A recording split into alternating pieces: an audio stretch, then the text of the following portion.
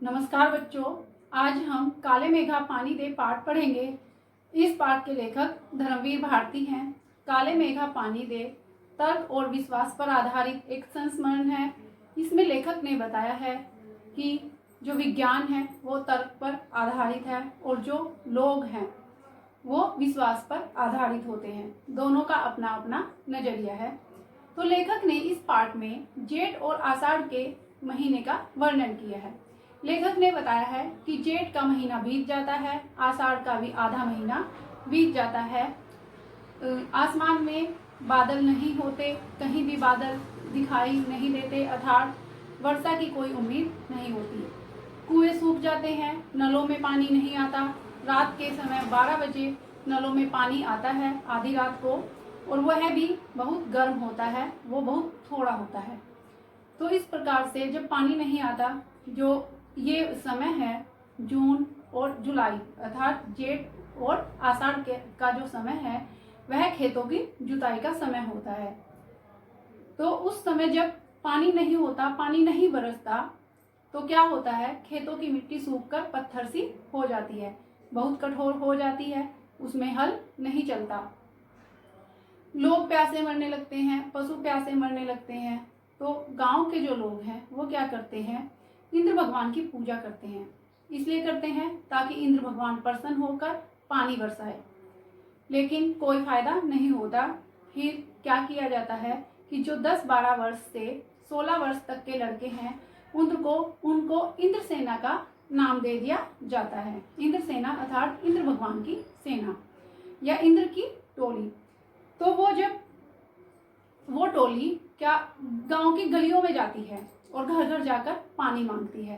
गंगा मैया की जय बोलते हुए जाती है। जो टोली है उसके सारे लड़के नंग धड़ंग होते हैं, सिर्फ एक लंगोटी उन्होंने पहनी होती है।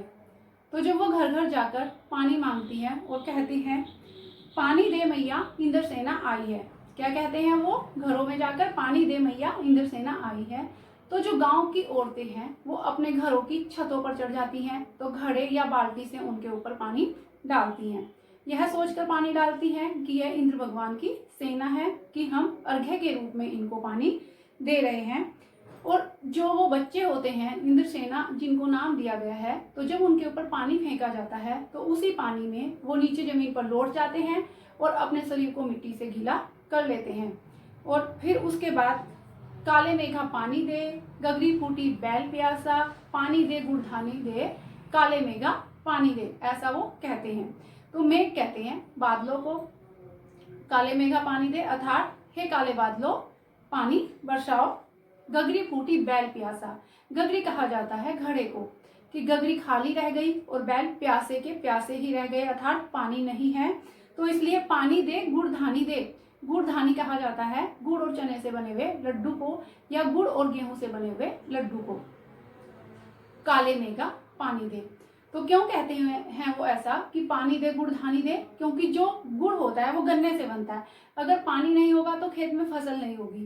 तो वो गुड़ गन्ने से बनता है, और जो गुड़धानी है वो पता ही है आपको, चना और गेहूं भी उसमें गुड़ के साथ प्रयोग किया जाता है। तो जब फसलें नहीं होगी तो गुड़धानी कहाँ से मिलेगी। तो इस तरह से वो कहते हैं। और हैरानी की बात यह होती है कि लेखक को यह सब अच्छा नहीं लगता, और उसको अच्छा लगना चाहिए था, क्योंकि जो वो बच्चे हैं वो लेखक की उम्र के हैं, लेखक भी उन्हीं की उम्र का है। लेखक अपनी दीदी के पास रहता है, उसको वह जीजी कहा करता था, उस समय जीजी ही कहते थे दीदी को, तो लेखक भी जीजी कहता है। लेकिन लेखक इस मंडली का विरोध करता है और कहता है कि इंद्र सेना अगर ये है तो लोगों से पानी क्यों मांगती है, क्यों पानी की बर्बादी करवाती है। इंद्र जो है वो तो वर्षा के देवता हैं, वो क्यों पानी मंगवाते हैं इंद्र सेना से। तो ऐसा कहकर वो पानी फेंकने का विरोध करता है। तो एक दिन क्या होता है कि वो जो इंद्र सेना है घर घर घूमकर जो पानी मांगती है, वो लेखक की जीजी के यहाँ भी पहुंच जाती है। तो लेखक की जीजी लेखक को पानी फेंकने के लिए कहती है कि इंद्र सेना के ऊपर पानी फेंको, लेकिन लेखक इसका विरोध करता है और कहता है कि मैं इनके ऊपर पानी नहीं फेंकूंगा। और लेखक उनको मेढक मंडली कहता है, इंद्र सेना ना कहकर मेढक मंडली कहता है, क्योंकि लेखक उनका विरोध करता है। ऐसा लेखक क्यों करता है? क्योंकि लेखक आर्य समाजी था, वो पूजा पाठ में विश्वास नहीं रखता था, लेकिन वो अपनी जीजी का आदर करता था, उनकी बहुत इज्जत करता था। और दूसरी तरफ उनकी जीजी थी जो लेखक को अपने बच्चों से भी ज़्यादा प्यार करती थी।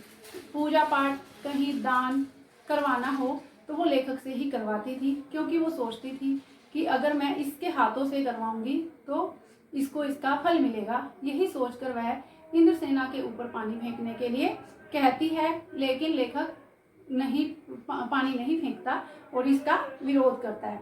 लेखक कहता है कि इतनी कठिनाई से पानी लाया जाता है, पानी का पहले ही अभाव है, तो इनके ऊपर पानी फेंककर तुम पानी की बर्बादी क्यों करते हो? और फिर लेखक कहता है कि हमारे देश के लोगों की जो सोच है वो अच्छी नहीं है, तभी तो हम अंग्रेजों को गुलाम हैं, तभी हम स्वतंत्र नहीं हैं, तभी हम भारतीय जो है अंग्रेजों से पिछड़ गए और उनके गुलाम हो गए। तो इस प्रकार से जीजी ने इंद्रसेना के ऊपर लेखक से पानी तो फेंकवाना चाहा, लेकिन लेखक ने पानी नहीं फेंका। तो लेखक भी नाराज रहता है और दीदी भी नाराज रहती है। नाराज क्यों रहता है? क्योंकि वह सोचता है कि मेरी दीदी अंधविश्वासी है, और दीदी सोचती है कि लेखक ने मेरा कहना नहीं माना, लेखक ने अर्थात उसके भाई ने। फिर भी लेखक की दीदी उसको खाने के लिए लड्डू देती है, मठरी देती है। लेखक नाराज है इसलिए वह नहीं खाता। तो लेखक की दीदी लेखक का सिर अपनी गोद में रखकर उसको बड़े प्यार से समझाती है कि यह पानी की बर्बादी नहीं है, कि अगर हम इंद्रसेना को पानी देंगे तो इंद्र देवता प्रसन्न होंगे और वह प्रसन्न होकर वर्षा करेंगे तो फसलें पैदा होंगी और हम सबको पानी पीने को मिलेगा। जो प्यासे मर रहे हैं जीव जंतु, लोग, पशु, उन सबको पानी मिलेगा। तो ऐसा वह कहती है और साथ में कहती है कि जो ऋषि मुनि हैं उन्होंने भी त्याग की महिमा बताई है, त्याग और दान की महिमा बताई है कि हमें त्याग करना चाहिए, हमें दान करना चाहिए। और साथ में दीदी ये भी कहती है कि अगर हमारे पास करोड़ों रुपए हैं और उसमें से हम 2-4 रुपए खर्च कर दें तो वह कोई दान नहीं है, वह कोई त्याग नहीं है। कि सच्चा त्याग तो वह है कि जिस चीज का हमारे पास अभाव है, अगर हम उस चीज को लोक कल्याण के लिए, लोगों की भलाई के लिए दान करें तो वही वास्तव में दान है, वही सच्चा त्याग है। और दीदी कहती हैं कि अगर हम इस तरह से दान करते हैं, त्याग करते हैं तो उसी का फल हमें मिलता है। फिर दीदी एक उदाहरण लेखक को और देती है कि जो किसान होता है अपने खेत में 4-5 सेर गेहूं बोता है। 4-5 सेर गेहूं बोने के बाद उसको 30-40 मन गेहूं मिलता है, अर्थात उसको पैदावार के रूप में 30-40 मन गेहूं मिल जाते हैं। तो इसी तरह से सूखे में अगर हम पानी फेंकेंगे तो वो क्या होगा, कई गुना बढ़कर हमें मिलेगा, वर्षा होगी। तो दीदी का क्या कहना है कि अगर हम पानी को बीज के रूप में बोएंगे तो वर्षा होगी, उससे हमारी फसलें भी होंगी और हम सबको पानी भी पीने को मिलेगा। और साथ में दीदी ये कहती हैं कि एक कहावत है, यथा राजा तथा प्रजा, कि ये कहावत ठीक नहीं है। क्यों बच्चों? इस कहावत का क्या अर्थ है कि जैसा राजा वैसी प्रजा। तो जो लेखक की दीदी है वह इस बात को उलट कर कहती हैं। वह कहती हैं यथा प्रजा तथा राजा, कि जैसी प्रजा होती है राजा भी वैसा ही होता है। अर्थात अगर हम पानी का अर्घ्य देंगे तो इंद्र भगवान प्रसन्न होंगे और उससे हमें वह बदले में बहुत सारा पानी देंगे, बहुत सारी वर्षा करेंगे। तो इस प्रकार से लेखक के जीवन में इस घटना को बीते हुए 50 वर्ष हो जाते हैं, लेकिन लेखक इस बात को भूल नहीं पाता और उसके मन में, अर्थात लेखक के मन में यह प्रश्न बार बार आता है कि हम लोग देश के लिए क्या करते हैं, अर्थात हम देश के लिए कुछ भी नहीं करते। हम मांगे तो बहुत बड़ी बड़ी करते हैं और त्याग बिल्कुल नहीं करते। त्याग का हमारे में कोई भी नामो निशान नहीं है।